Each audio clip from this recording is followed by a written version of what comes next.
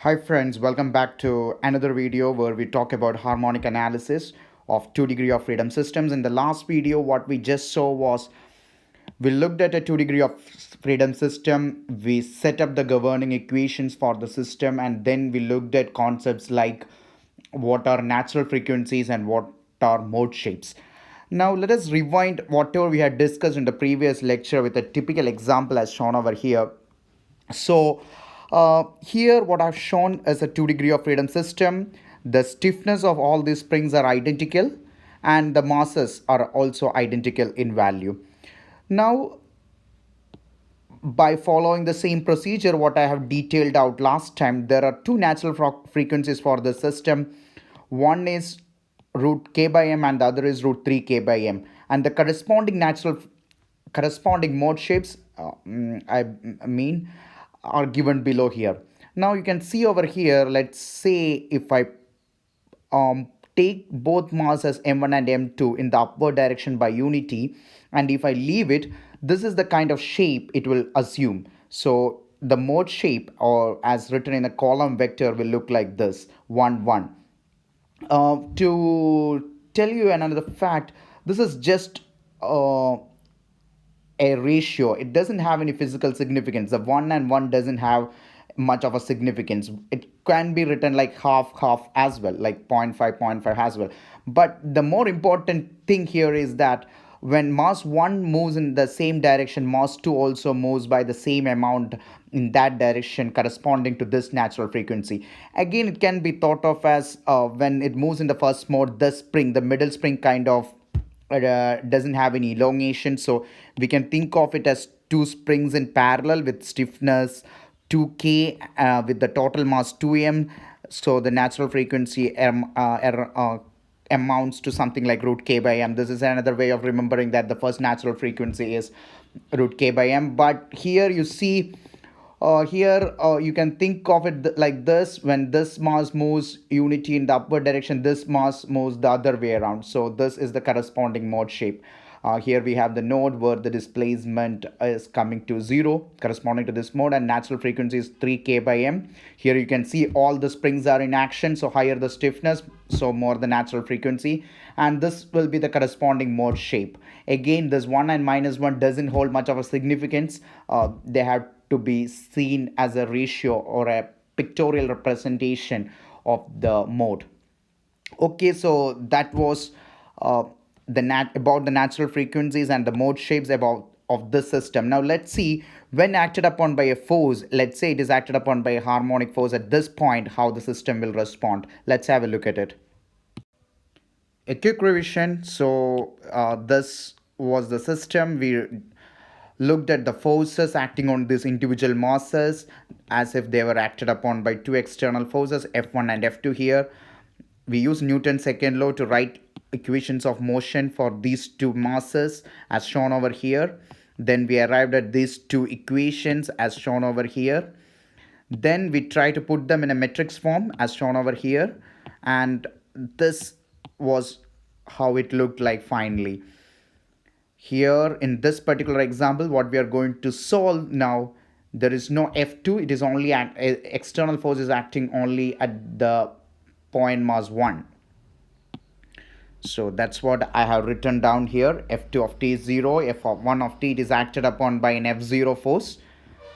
Now the very important assumption is that if it is acted upon by an harmonic force with a frequency of omega, then the response will also have a similar sinusoidal motion or a harmonic motion, and it will have the same natural frequency. So it will have the same frequency. So if you are forcing the system at 5 hertz, both the masses will vibrate at 5 hertz. That's what this assumption essentially means.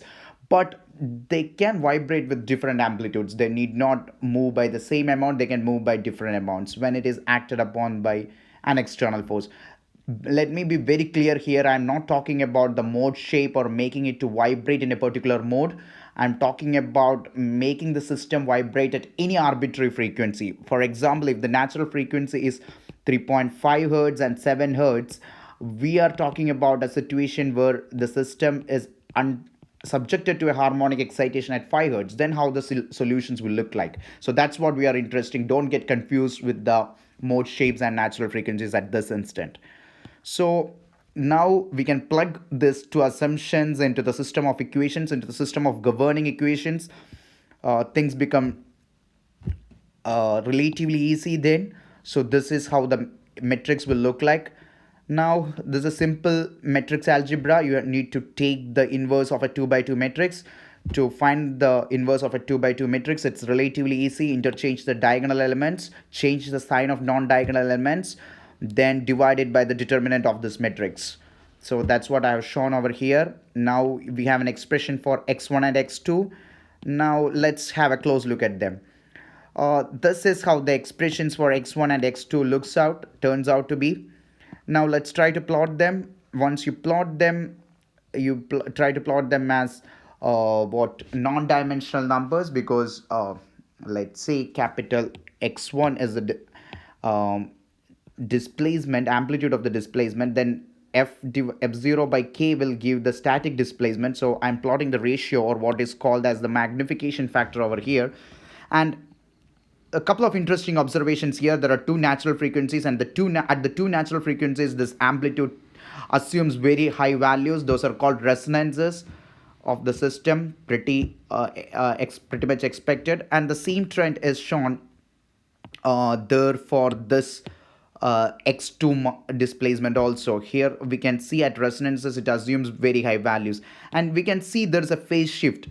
Till this point the phase shift phase is zero. I mean the response is in phase with the input, but after resonance it goes to out of phase. This is again something what we have seen in 1 degree of freedom system. After resonance there is a phase shift from 0 to 180 degree.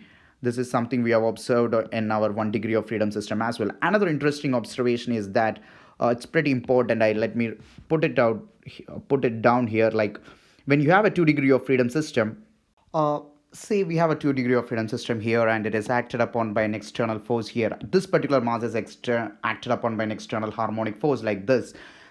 And if you're really bothered about the displacements of this mass, and if you want to really reduce the amount of mass here, you can see at a certain forcing frequency, if you want to make this displacement of this particular mass as zero, what you can do is add a mass. So this is the concept of dynamic vibration absorber.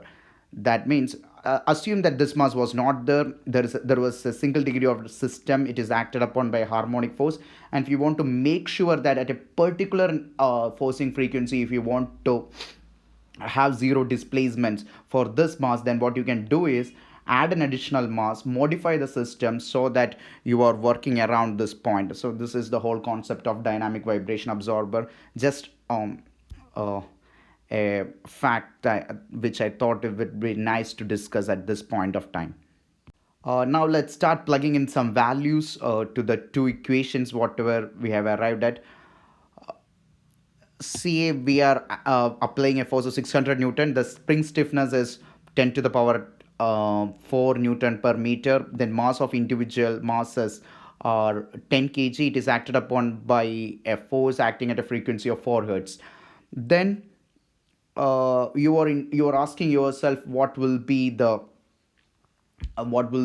amplitude, and what will be the of the two masses, and what will be their phases.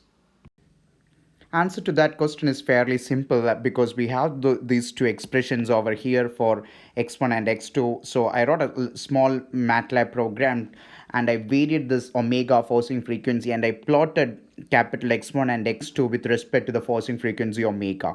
Even though I'm looking at the results only at 4 hertz, I just varied the results with omega. So here I have plotted the two plots. This is the displacement of mass 1. This is what I'm plotting is x1, and this I'm plotting is x2. And you can see over here it picks up the two natural frequencies at omega 1, and it picks up to very high values at the second natural frequency also. Again here another observation here, we can see at there is one point or one forcing frequency at which the amplitude of x1, or amplitude of the displacement of mass 1 goes to 0, where I talked a lot about the concept of dynamic vibration absorber and all.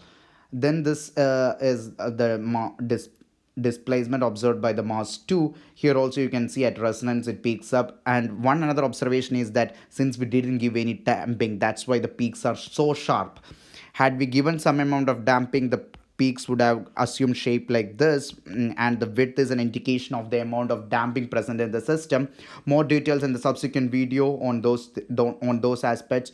These are the points I wanted to talk about this to in this particular slide. So the final answer, when you apply the system, or when you exert a harmonic excitation of 600 Newton at 4 Hertz, the amplitude of vibration of the first mass will be about 94 mm and the second mass will be about 68 mm. And since 4 Hertz is pretty much below the first natural frequency, both of them will have a phase of 0, or the response will be in phase with the input. So that's it. Thanks. So in this video what we summed up is the concept of mode shapes, and then we looked at how to solve for the response of a 2 degree of freedom system without any damping, and then we looked at certain aspects how the 2 degree of freedom system behaves. Then we looked at the response, we plotted the response, and we could see the peaks corresponding to the natural frequency and all. So thanks for watching. In the next video what we'll look at is how this can be done using a commercial finite element software package.